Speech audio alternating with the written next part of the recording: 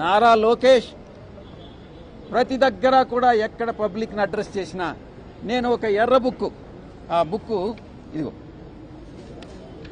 ఎర్ర బుక్, నేను ఈ రెడ్ బుక్ ఉంది, ఈ రెడ్ బుక్లో ఎవరైతే అధికారులు వైఎస్ఆర్ కాంగ్రెస్ పార్టీకి పనిచేస్తారో, నిజానికి వైఎస్ఆర్ ఏ పొలిటికల్ పార్టీకి అధికారులు పనిచేయరు.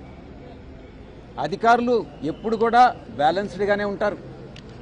ఎవరైతే తెలుగుదేశం పార్టీకి వ్యతిరేకంగా పనిచేస్తారో ఇవన్నీ ఆరోపణలు. వారందరినీ కూడా నేను ఈ బుక్లో వారి పేర్లు నోట్ చేసుకుంటున్నాను. మేము అధికారంలోకి వస్తే, తెలుగుదేశం పార్టీ మేము అధికారంలోకి వస్తే ఈ ఆఫీసర్స్ అందరి మీద యాక్షన్ తీసుకుంటాం, వాళ్ళని సర్వీస్ నుంచి డిస్మిస్ చేస్తాం, వాళ్ళని జైల్లో పెడతాం అన్నటువంటి థ్రెట్స్ అన్నీ ఇస్తా ఉన్నాడు. భయభ్రాంతులకు గురి చేస్తా ఉన్నాడు. వీరి మీద, నారా లోకేష్ మీద, నారా చంద్రబాబు నాయుడు మీద తగిన చర్యలు తీసుకోవాలి అన్నటువంటి విషయాన్ని ఎలక్షన్ కమిషన్ దృష్టికి తీసుకురావడం జరిగింది. ఇక చాలా చాలా ముఖ్యమైనటువంటి అంశం, లాస్ట్లో ఒక అప్పీల్ చేశాం. ఈ యొక్క లోకేష్ మీద యాక్షన్ తీసుకోవడంతో పాటు ఈ డెరిగేటరీ రిమార్క్స్ ఇవన్నిటినీ కూడా నివారించాల్సిందిగా, ఆఖరిగా చివరిగా ఎలక్షన్ కమిషన్ని మేము ఒకటి నివేదించాం, రిక్వెస్ట్ చేశాం. తెలంగాణలో పార్లమెంట్ ఎలక్షన్స్, ఆంధ్రప్రదేశ్లో పార్లమెంటు కానీ అసెంబ్లీకి కానీ ఎలక్షన్స్ ఒకే ఫేజ్లో ఒకే డేట్లో పెట్టండి. ఎందుకంటే తెలంగాణలో ఉన్నటువంటి, ఆంధ్రాలో ఎన్రోల్ అయినటువంటి తెలుగుదేశం పార్టీ సింపథైజర్స్ ఎవరైతే ఉన్నారో, మేము చేయలేదు ఆ దొంగ పనులు.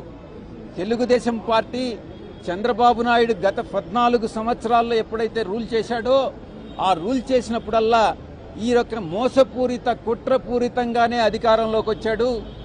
అధికారంలోకి వచ్చిన తర్వాత ప్రతి చర్య కూడా అది ఎలా అధికారాన్ని నిలబెట్టుకోవాలి, ఎలా కుట్రపూరితంగా మిగతా వాళ్ళని మోసం చేయాలి, ఓటర్లను మోసం చేయాలన్నటువంటి ఉద్దేశంతోనే పరిపాలన సాగించాడు. అందుకే ఈ డూప్లికేట్ ఓటర్స్ అన్నీ కూడా అటు తెలంగాణలో కూడా ఇక్కడ కూడా ఉన్నాయి. కాబట్టి 2 రాష్ట్రాలకి ఒకే రోజు ఎలక్షన్ జరిపినట్లయితే అక్కడ ఓటేసి ఇక్కడ ఓటేసేటటువంటి అవకాశం ఉండదు. కనుక ఎలక్షన్ కమిషన్కి మేము ఒకే రోజు ఎలక్షన్ జరపాల్సిందిగా నివేదించడం జరిగింది. థ్యాంక్ యూ, ధన్యవాదాలు. చంద్రబాబు 3 పాయింట్లు లేవనెత్తారు మీకంటే ముందు. అందులో ప్రధానంగా వాలంటీర్స్ ఎన్నికలు నిర్వహిస్తున్నారనేది, 2600 మంది మహిళా పోలీసులు BLOలుగా పెట్టారని, కలెక్టర్లందరూ కూడా వై ఏపీ నీటి జగన్ అనే కార్యక్రమం పాల్గొంటారు. 14 సంవత్సరాలు ముఖ్యమంత్రిగా పనిచేసినటువంటి వ్యక్తికి ఎవరు ఎలక్షన్ ఆఫీసర్స్గా ఉండాలి, ఎవరు ప్రిసైడింగ్ ఆఫీసర్స్గా ఉండాలి అన్నటువంటి విషయం తెలియకపోవడం అన్నటువంటిది శోచనీయం.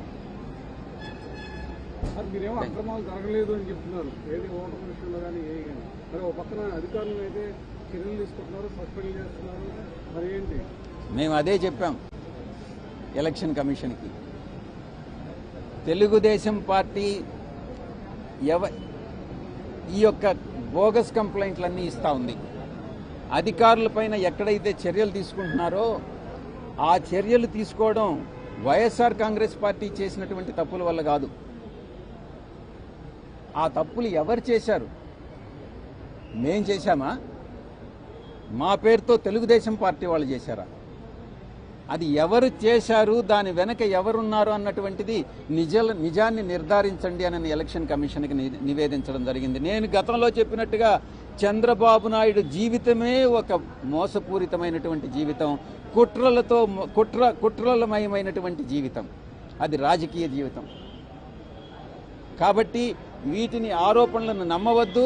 ఎవరైతే అధికారులు నిజంగా తప్పు చేసి ఉంటారో ఆ తప్పు చేసిన అధికారుల మీద చర్య తీసుకోవడంలో తప్పే లేదు. వైఎస్ఆర్ కాంగ్రెస్ పార్టీ ఇలాంటి తప్పులు చేయదు అన్నటువంటిది ఖరాఖండిగా నేను నిర్ధారించి చెప్తా ఉన్నా. Thank you.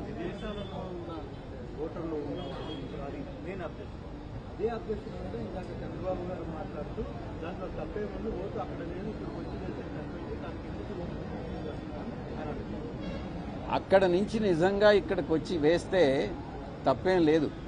వాళ్ళు ఇచ్చినటువంటి అడ్రస్ కానీ, వాళ్ళ ఓటర్ ఐడి కానీ, వాళ్ళు ఇచ్చిన ఆధార్ కార్డు కానీ ఏదైనా ఇచ్చుంటే అవన్నీ కూడా కరెక్ట్ అయితే తప్పు లేదు, అవి బోగస్ అయితేనే తప్పు.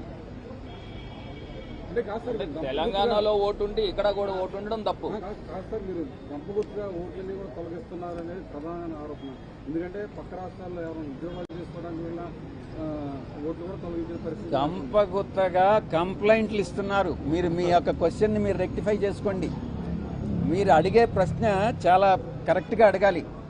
గంపగుప్తగా కంప్లైంట్లు ఇస్తున్నారు. ఇప్పుడు మీరున్నారు, మీ పేరేంటి?